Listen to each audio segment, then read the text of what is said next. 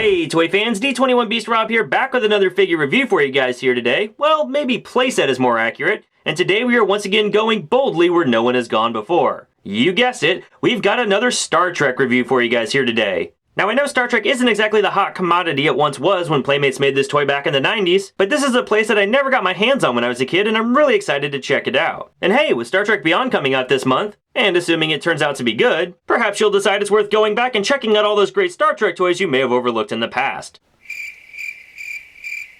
Okay, maybe I'm dreaming. Now as you can see here, we do have a blister card packaging that was standard for Star Trek Playmates toys in the 90s.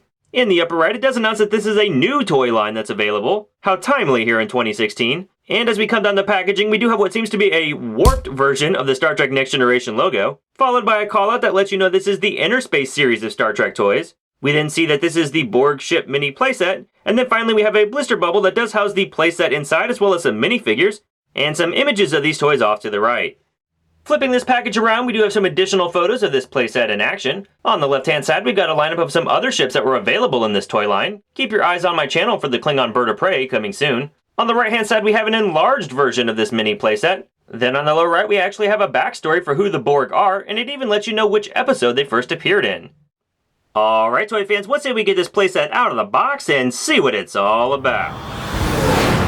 Alright, toy fans, so here we have this Borg ship out of the packaging, and really it's a nice sculpt for a Borg Cube. It measures about 2¼ inches, or just a little bit over on all sides. It does have every side a cube should have, and as you can see, there's tons of great sculpted detail inside this Borg Cube. On the sides, as you look around the ship, you do see the crease for how the playset opens, but really, this is a very nice looking Borg Cube sort of mini display piece, so props to Playmates for getting that right. But what this ship does, as you see here, it does have a hinge on the back of it. You can actually kind of press into the left side here and pull it open, and you've got a mini Borg playset. This piece will slide down here on the right, and you can actually pull the interior of the ship out, and as you see, we do have the minifigures in here. And let's take a look at all the great detail inside this ship. I think this looks phenomenal. It looks just like the sets did on the actual show, Star Trek The Next Generation. Specifically, we're thinking of the episodes Q-Who, or really anything towards the beginning of Star Trek The Next Generation, when they were first exploring the Borg cubes. After the movie Star Trek First Contact came out, the Borg got a radical redesign, and the ship didn't really look like this anymore. It had some elements, but really it kind of changed from there on. But what we have here inside is actually an assimilation bed. You can set this down, and then you have these two little minifigures. We've got a Captain Picard in the set, with some very caterpillar-like eyebrows, and we have a Borg. Now, what's interesting to note about this Borg figure is that it does largely appear to be the same type of idea for the sculpt that we saw with the Series 1 Playmates Star Trek The Next Generation action figure line. I mean, right down to the headpiece, the way the arm looks, this looks just like that figure from Series 1 of the TNG toy line. I guess Playmates was trying to keep things pretty consistent. In fact, I used to have this figure in 5-inch plastic form.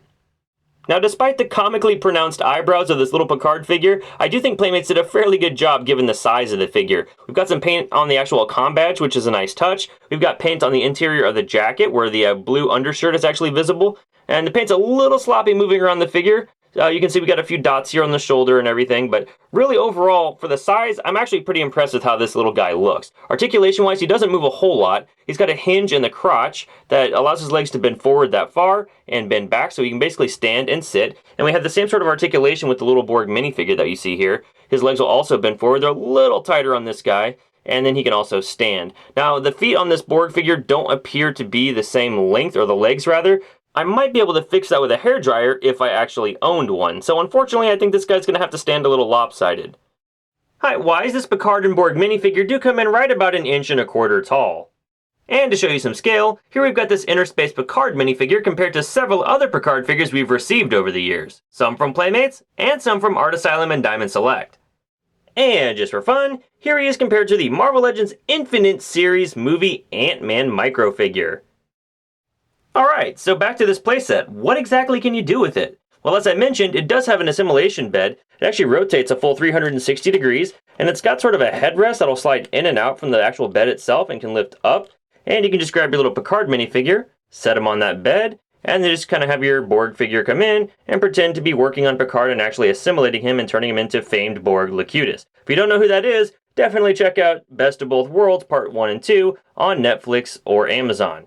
Now, you also have these alcoves in the back, and you can lean your Borg up against these alcoves to regenerate, or you could even just have Picard storm through and I guess sabotage the entire thing. Really, you could do whatever you want with this playset.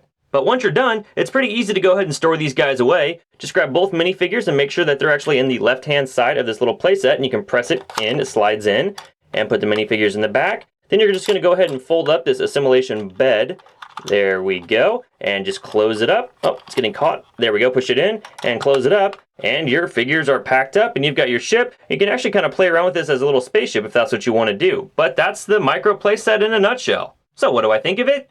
I think this set's kind of fun. I don't remember what it retailed for in the 90s, but it's running for about $9.99 from various third-party sellers online right now. And for that price, I think you get your fun factor out of this.